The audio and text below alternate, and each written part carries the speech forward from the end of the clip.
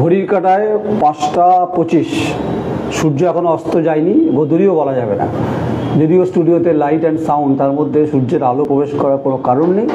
যেটা আছে সেটা হচ্ছে স্পটলাইট। আর ঠিক স্পটলাইটের মাঝখানে যাকে আলোকিত করছে ডক্টর আবির গুহ, যিনি পেশায় চিকিৎসক কিন্তু সমাজ সংস্কারকের যে ভূমিকা এবং তার বিশ্লেষণ মানুষ শুনেছে। স্বাগত, অভিনন্দন আপনাকে।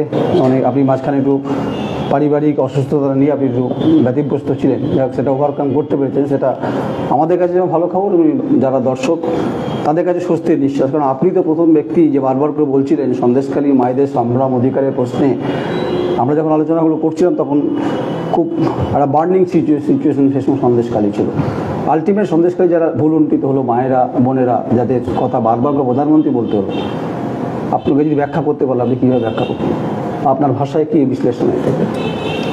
দেখুন, এই পুরো সন্দেশখালী পর্ব যেটা আমরা গত 2 মাস ধরে দেখলাম, আমার মনে হয় যে যারা শাসক আছেন পশ্চিমবঙ্গে তারা কোনোদিন পরবর্তী সময়ে গিয়ে এটা রিয়েলাইজ করবেন যে এটা তাদের একটা বড় মিসম্যানেজমেন্ট ছিল।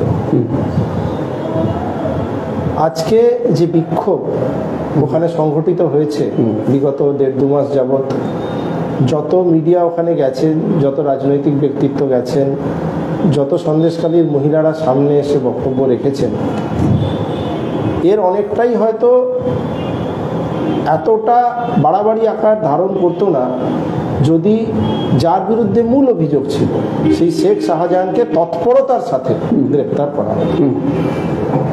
সবথেকে দুঃখের বিষয় হচ্ছে, আমি বলবো এটা শাসক দলের পক্ষ থেকে, যে তারা সঠিক কাজটা করলেন, অর্থাৎ তারা কিন্তু সঠিক কাজ করেছেন, তারা শেখ শাহজাহানকে গ্রেপ্তার করিয়েছেন, কিন্তু এত দেরি করে দিলেন পুরো ঘটনাটা যে তাদেরই ভাবমূর্তি অনেক অংশে পশ্চিমবঙ্গবাসীর কাছে কালিমালিপ্ত হয়। চিফ জাস্টিস কলকাতা হাইকোর্ট 28শে ফেব্রুয়ারি বললেন যে শেখ শাহজাহানকে ধরার ক্ষেত্রে কোনো বাধ্যবাধকতা নেই। সেই দিনই তৃণমূল কংগ্রেসের সাধারণ সম্পাদক তিনি বললেন কোর্টের বাধার কারণে ধরা যাচ্ছে না, 29 ধারা পড়ে গেল। আবার বিরোধীরা অভিযোগ করছে যে তাহলে চিফ জাস্টিস বলার পরে পরের দিন গ্রেপ্তার হচ্ছে, তাহলে কি কোথাও হেফাজতে ছিল নাকি খাতিরদারিতে ছিল শাসক দলের কাছে, এই অভিযোগটা করছে। দেখুন, আমার কাছে এটা এখনো ক্লিয়ার নয় যে কোর্ট কি এমন অবজারভেশন দিয়েছিল যার জন্য ওনাকে ধরা যাচ্ছিল না। আমার মনে হয় এখানে কিছু শব্দের অপব্যাখ্যা বা অপব্যবহার করা হয়েছে। কোর্ট কখনোই ওনাকে ধরা যাবে না এই নির্দেশ কিন্তু দেননি। হ্যাঁ, এবার ওনাকে ধরা যাচ্ছিল না, ওনাকে ধরতে পারত রাজ্য সরকার, ধরতে পারত ওনাকে, ধরতে পারত কেন্দ্রীয় এজেন্সি, ধরতে পারত, কিন্তু দেখা গেল যে কেউই ওনাকে ধরতে পারছেন না। হ্যাঁ, এবার ওনাকে কোনো সেফ কাস্টডিতে রাখা হয়েছিল, কোনো সেফ আশ্রয়ে রাখা হয়েছিল, নাকি সত্যিই পুলিশ ওনাকে খুঁজে পাচ্ছিলেন না, এটা তো আমাদের পক্ষে এখান থেকে দাঁড়িয়ে এর সঠিক ব্যাখ্যা দেওয়া সম্ভব নয়। কিন্তু আবারও বললাম, যেটাই হয়ে থাক না কেন, ওনাকে গ্রেপ্তার করতে যে দেরি হলো, এতে যদি ক্ষতি সব থেকে বেশি কারো হয়ে থাকে সেটা শাসক দলেরই হয়েছে।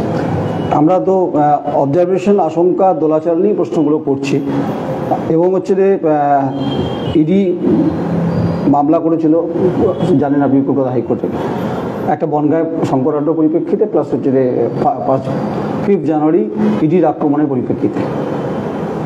তাকে নিতে গেলে সিআইডি দপ্তরে ফিরে আসতে হয়েছে। যদিও প্রধান বিচারপতি ডিভিশন বেঞ্চে তারা বলেছিল 2 দিন আগে আজকেই দিতে হবে 4:30টার মধ্যে। অবশেষে গতকাল তাকে সিবিআই হেফাজতে নিতে পেরেছে। কিন্তু প্রশ্নটা এক জায়গাতে উঠছে, যেটা হওয়া স্বাভাবিক, যে একদিন কাগজপত্র যা কথা বলা হচ্ছে, কারণ বলছে যে যদি শেখ শাহজাহানকে ঠিকঠাকভাবে জেরা করতে পারে, আমরা যদিও বিচারক বা পুলিশের ব্যবস্থার মধ্যে নেই, ঠিকঠাক জেরা করলে অনেক বাইনারি কিন্তু ঘুরে যেতে পারে, মানে পলিটিক্যাল বাইনারি বলছে। দেখুন, এই জায়গাগুলোই তো খুব মানে সেন্সিটিভ ইস্যু।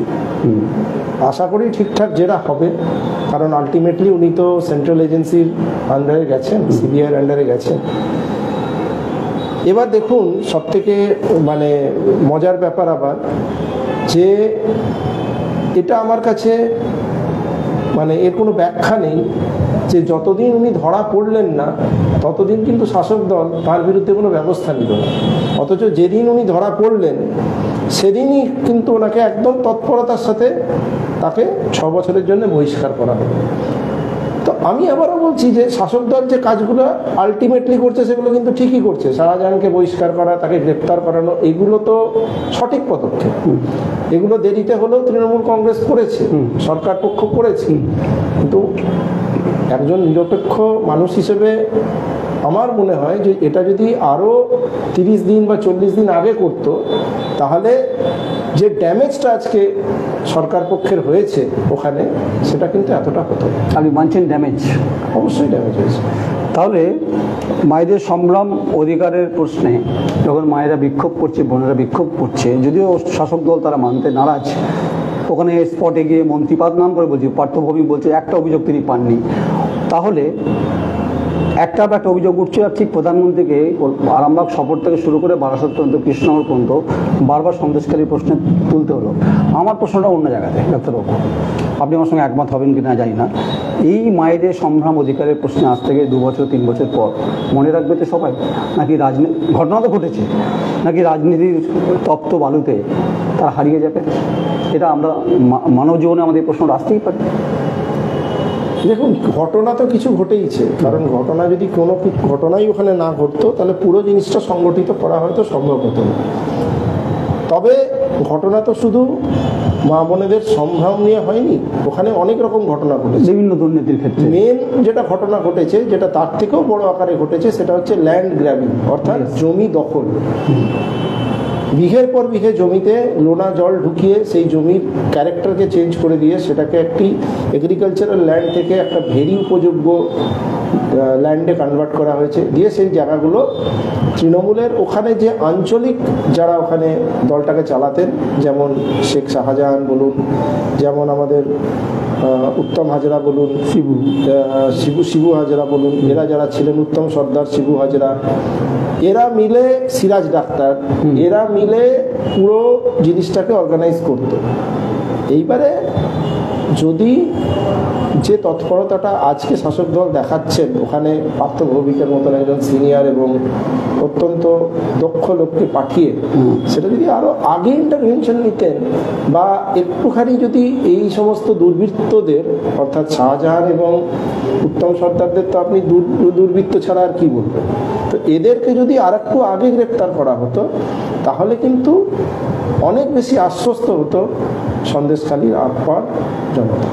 আপনি যদি কলকাতার প্রধান বিচারপতি ডিভিশন বেঞ্চের জাজমেন্টে যদি দেখেন, আপনি সেখানে পুলিশকে যে ভাষায় কথা বলেছেন বিচার ব্যবস্থা, যে আপনাদের ফেরিওর নেই, আপনারা পারেননি, এবং কি এমন ব্যক্তি তাকে ধরতে এতদিন সময় লাগলো, এবং অনেক প্রশ্ন তুলে দিয়েছে। অথচ পশ্চিমবঙ্গ পুলিশ, কলকাতা পুলিশকে নিয়ে অনেক ভালো কাজ তারা করেছেন, এতে অস্বীকার উপায় নেই। আজকে রাজীব কুমার নাম করেই বলছে, তিনি তো এক্সপার্ট এই ব্যাপারে, তিনি তো 15 সেকেন্ডে ফোন ট্র্যাক করতে পারবেন। কিন্তু ডাক্তারবাবু, আমার প্রশ্ন অন্য জায়গাতে, এটা কেমনভাবে দেখুন বিচার ব্যবস্থা থেকে আস্তে আস্তে রাজনীতিতে ঢুকে পড়ল। জাস্টিস গঙ্গোপাধ্যায় তিনি অবসর না নেওয়ার আগেই তিনি পদত্যাগ করলেন, না অবসর, তিনি ইস্তফা দিলেন, দিয়ে তিনি ভারতীয় জনতা পার্টিতে যোগ দিলেন। এবং তাপস রায়কে দেখলাম যে তিনি বলছেন ইডি আমার বাড়িতে আক্রমণ করেছিল, মানে এসেছিল, আক্রমণই বলছেন, সেখানে মুখ্যমন্ত্রী কিছু বললেন না, অথচ শেখ শাহজাহানকে নিয়ে বিধানসভা দাঁড়িয়ে কথা বলতে হবে। এটাই হচ্ছে তাপস রায় বক্তব্য। ঠিক পরের দিন আবার হচ্ছে গিয়ে যোগ দিলেন বিজেপিতে। আজকে আবার মুকুটমণি ইতিমধ্যে তৃণমূলে যোগ দিয়েছে। এই যে রাজনীতি যে ঘোলা জলে, যে পাঁকে পরিপন্থী, মানে পাঁক মানে ওই পাঁক বলছি না, মানে নদীর পাঁক বলছি, কোথাও গিয়ে আটকে যাচ্ছে না, রাজনীতির খেলা চলছে এই জায়গাটাতে। দেখুন, ভোট সামনে, সুতরাং দলবদল এবং মানুষ এক দল থেকে অন্য দলে যাওয়া, বা কোনো অন্য জগতের মানুষ কোনো রাজনৈতিক দলে যোগ দেওয়া, এই ঘটনাগুলো আগামী 2-3 মাসে আরও বেশি করে ঘটবে, এটা আমরা এক্সপেক্টই করি। যেটা 21-এ দেখেছিলাম আমরা। এবার যেটা এখানে হচ্ছে যে প্রত্যেককেই নিজস্ব তার যা কাজ, কেন তিনি কাজটা করছেন তার সপক্ষে যুক্তি খাড়া করতে হবে। সেটা তাপস বাবুকেও হবেন, সেটা অভিজিৎ বাবুকেও করতে হবে, আবার সেটা মুকুটমণি বাবুকেও করতে হবে। এগুলো বেসিক্যালি হচ্ছে তারা ডিসিশনগুলো নিজে নিয়ে ফেলেছিলেন, নেওয়ার পরে সেইটাকে পাবলিকলি জাস্টিফাই করার তাদের একটা উপায় বলতে পারেন, যে তারা যেগুলো প্রেসের মাধ্যমে বা প্রেসের সামনে বলছে। এবার সেগুলো কতটা গ্রহণযোগ্য সেটা আমার মনে হয় মানুষ বিচার করবে, এবং পরবর্তীকালে এই যে ব্যক্তিত্বদের আমরা দেখছি তাদের রাজনৈতিক ভবিষ্যৎ বা রাজনৈতিক পথ চলা কেমন হয় সেটা আগামী দিনে মানুষ যেরকম বিচার করবে তেমনই হবে। ঠিক, অবসরপ্রাপ্ত বিচারপতি অভিজিৎ গঙ্গোপাধ্যায়কে নিয়ে আমরা বেশি মন্তব্য করছি না। আমরা বলছি যে তাকে যে আসনে মানুষ বসিয়েছিলেন, হাহাকার কান্না ছেলে মেয়েদের, তারপরে যেভাবে যে পরিস্থিতি তৈরি হয়েছিল, একটা পর একটা সরকারের বিরুদ্ধে তিনি রায় দিয়েছিলেন, তার প্রতি একটা মানুষের আস্থা ছিল। এটা আমরা খুব নিরপেক্ষভাবে বলছি। যদিও ভারতবর্ষের রাজনীতিতে আপনি জানেন যে chief justice of India Ranjan Gogoi নিজেও তিনি রাজ্যসভার মেম্বার অফ পার্লামেন্ট হয়েছে, রাম জেঠমালানি তিনি নিজে একজন অটলজি সভায় আইনমন্ত্রী ছিলেন, আপনি কপিল সিব্বলের কথা জানেন যিনি একজন কংগ্রেসের মেম্বার অফ পার্লামেন্ট ছিলেন রাজ্যসভায়, আপনি অভিষেক মনু সিংভি যদিও রাজ্যসভা তৃণমূল কংগ্রেসের রয়েছে, এরকম ইতিহাস রয়েছে অনেক।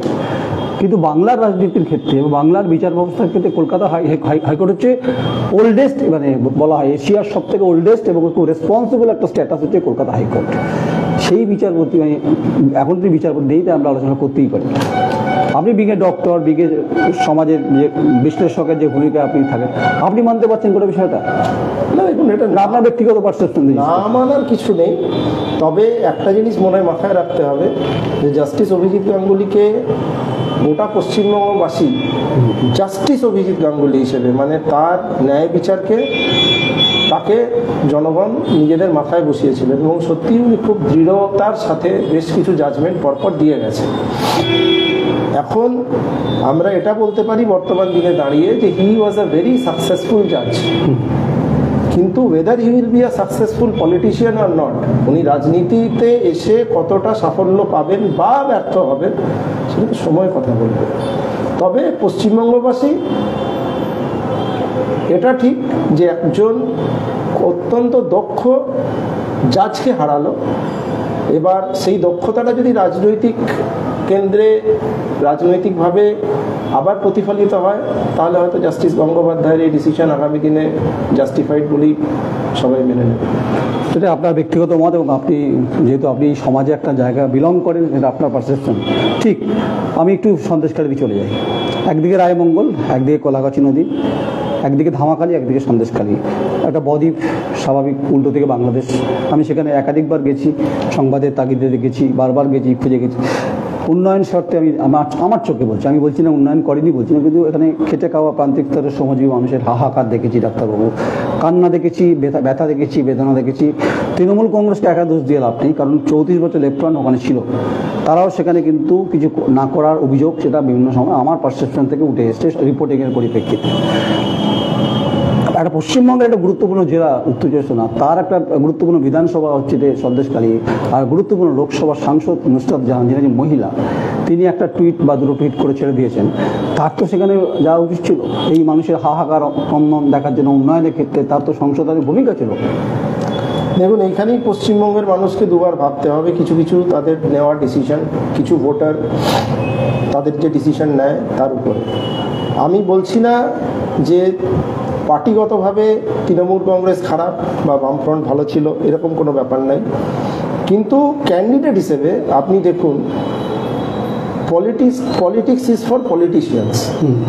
এই শখের পলিটিশিয়ান যারা, এই নুসরাত জাহানের কাছ থেকে আপনি কি এক্সপেক্ট করতে পারেন? আজকে যারা যে সমস্ত ভোটার তাকে ভোট দিয়েছে তাদের মানে যা প্রাপ্য ছিল আমি তো বলবো তারা তাই পেয়েছে।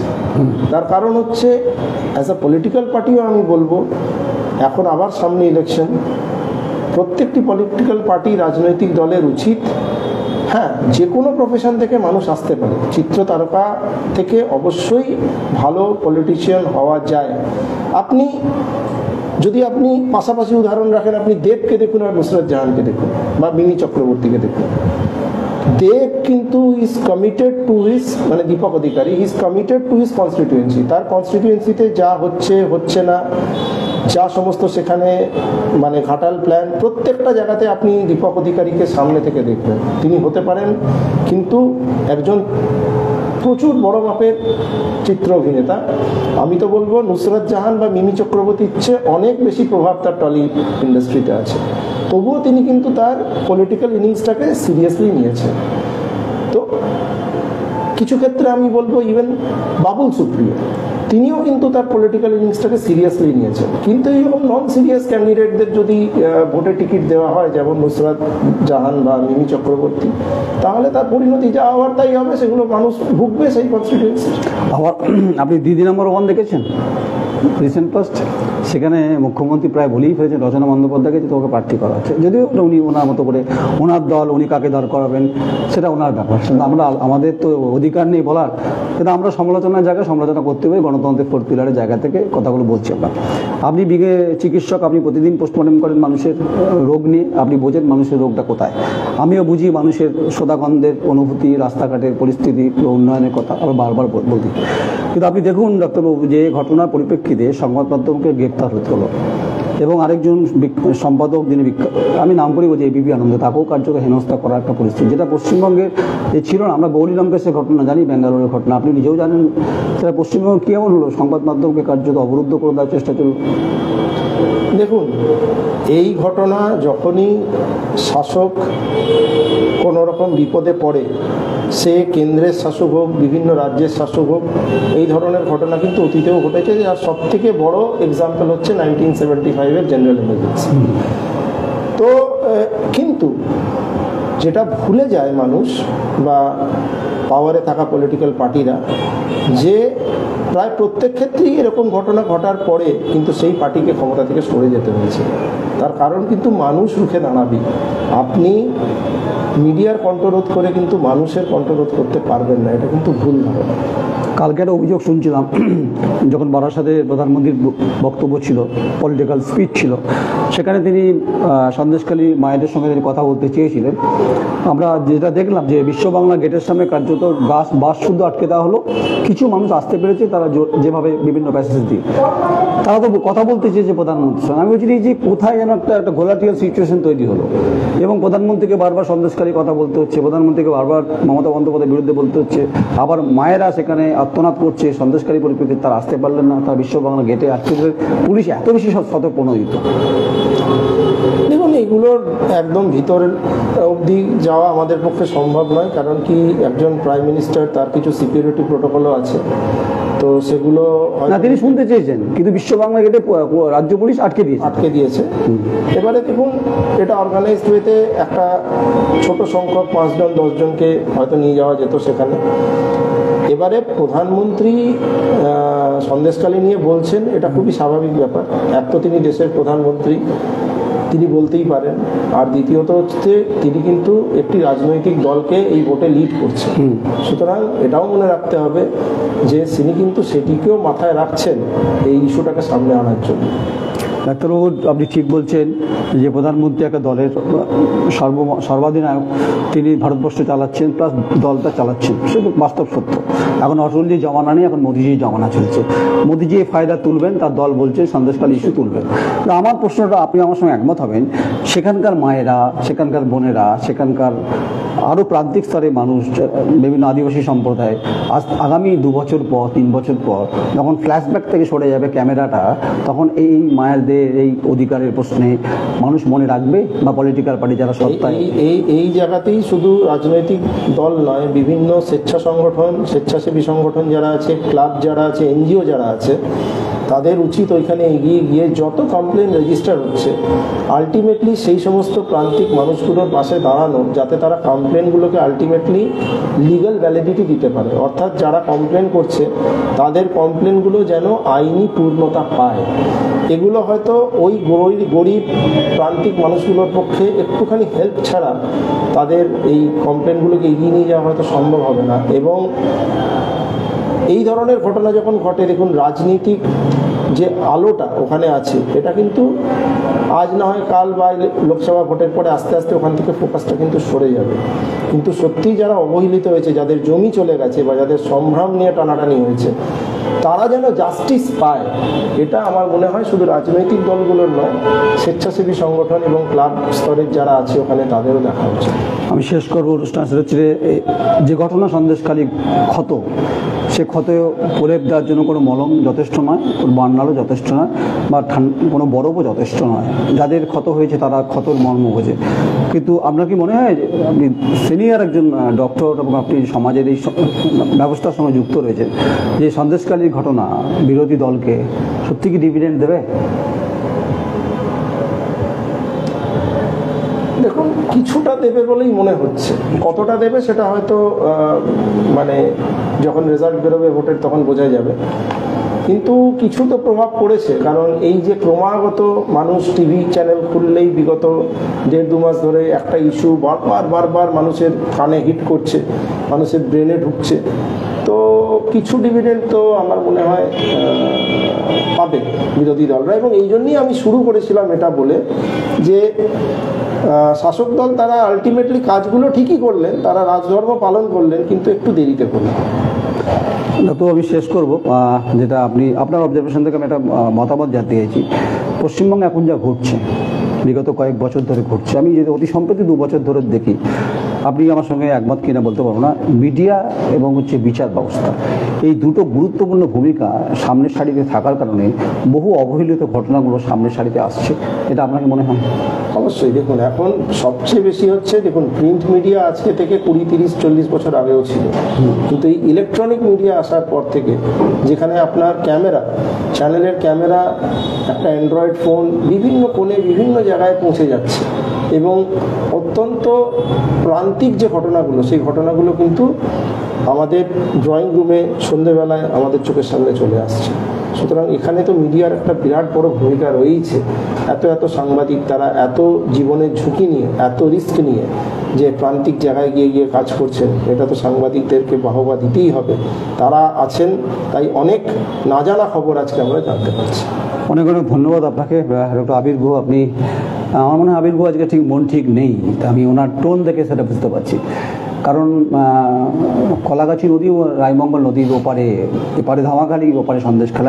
আমি তো গেছি ঘটনাস্থলে। ডাক্তারবাবু টিভিতে বসে দেখেছেন, আমি ঘটনাস্থলে গিয়ে দেখেছি। তাই নারীদের সম্ভ্রমের প্রশ্নে, স্বতন্ত্রতার প্রশ্নে যখন নারীদের অধিকারের কথা বলা হয়, তারা যখন ভুলণ্ঠিত হচ্ছে, নিশ্চয়ই ডক্টর আবির গুহ ব্যথিত। কারণ তার গলার টোন, গলার স্বর, সে কথাই বলে। কিন্তু মানুষ আলটিমেট। তবে ডিভিডেন্ড পাবে কি পাবে না সেটা রাজনীতির ময়দানের অনেক ক্ষেত্রে পরিষ্কার হবে। হাওয়া কিন্তু ঘুরছে ক্রমশ, এটা সেগমেন্ট আমাদের, হাওয়া ঘুরছে কিন্তু। তাই ব্যথায় মন অবশ্যই ভরে গেছে, তারই কোনো সন্দেহ নেই। কিন্তু এ বাংলায় গণতন্ত্রের উপর আক্রমণ হয়েছে, সংবাদ মাধ্যমকে কারাগারে যেতে হয়েছে, তার সঙ্গে বিচার ব্যবস্থার উপর আক্রমণ চলছে। তা সত্ত্বেও বলছি, thequery.com সন্দেশখালীর ঘটনায় সেই মানুষের পাশে ছিল, আছে, থাকবে। রাজনীতির সত্তা আসবে যাবে, হিটারে তারা রুটি সেঁকবেন, রুটি খাবেন, তারা ভুলে যাবেন। কিন্তু যারা সম্ভ্রমের প্রশ্ন, অধিকারের প্রশ্নে যারা ভুলণ্ডিত হলেন, তাদের পাশে আমরা থাকবো, এটা আমাদের কমিটমেন্ট বলতে পারেন। আপনারা সবাই ভালো থাকবেন। গোধূলি শুরু হয়ে গেছে, যখন শুরু করেছিলাম তখন গোধূলি শুরু হয়নি, এখন প্রায় গোধূলি মুখে দাঁড়িয়ে আছি। যদিও লাইট অ্যান্ড সাউন্ড, তার মাঝে স্পটলাইট ডাক্তারবাবু আলোকিত করছে, কিন্তু ভেতর থেকে আলোকিত করছে বলে আমার মনে হয় না। কারণ বিং এ ডক্টর, অত্যন্ত নিমজ্জিত, নরম আজকের এই গোটা ঘটনা, তিনি এইভাবে কথা বলেন না। আমিও একমত, আমারও গলার স্বর ক্রমশ বসে আসছে, কারণ আমি নিজে ঘটনাস্থলে দেখেছি। ডাক্তারবাবু, আমি কান্না দেখেছি, কতখানি মায়েদের, বোনেদের কান্না দেখেছি। আপনি আমার সঙ্গে একমতই হবেন। তাই ডক্টর আবির গুহ যেমন ব্যথিত একজন চিকিৎসক হিসাবে, আমি সাংবাদিক হিসাবে, আমি সাংবাদিক তো বটে, কিন্তু আমি ব্যথিত। সমাজ পরিবর্তনের ক্ষেত্রে পশ্চিমবঙ্গের যে ভূমিকা, সেটা সরকারের পালন করা উচিত। প্রত্যেকটি পলিটিক্যাল পার্টিকে তার রাজধর্ম পালন করা উচিত, যেন রাজনীতির শিকার যেন তারা না হয়ে যায়। নমস্কার, আমি নয়ন জয়। तो अब से घी खाओ देसी और चलाओ सिर्फ मैसी, क्योंकि बाकी सब सिर्फ ट्रैक्टर हैं। ये मैसी। বিশ্বাস অ্যাগ্রো এন্টারপ্রাইজ প্রাইভেট লিমিটেড, ঠিকানা NH2 ফেরিঘাট, ফাগুপুর, বর্ধমান। মোবাইল নাম্বার 9734689494 অথবা যোগাযোগ করুন 9733149494।